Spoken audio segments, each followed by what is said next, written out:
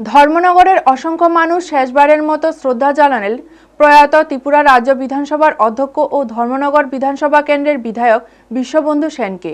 রবিবার তার নিজ বাসভবন থেকে জেলা কার্যালয় হয়ে শ্মশানের উদ্দেশ্যে শেষযাত্রা শুরু হয়। হাজারো মানুষ উপস্থিতিতে ধর্মনগরে সম্পন্ন হয় বিশ্ববন্ধু সেনের শেষকৃত্য। শোকস্তব্ধ পরিবেশে দলমত নির্বিশেষে সাধারণ মানুষ, দলীয় কর্মী ও শুভাকাঙ্ক্ষীরা তাকে শেষ বিদায় জানান।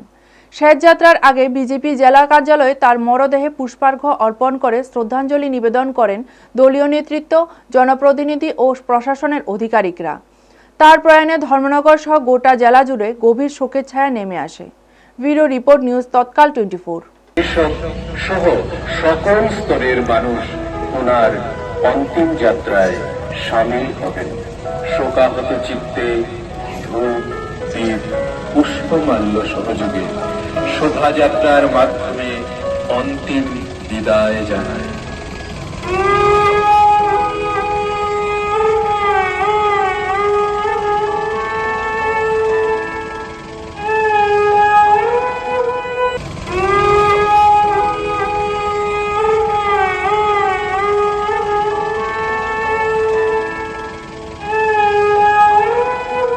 আপনারা দেখছেন নিউজ তৎকাল 24।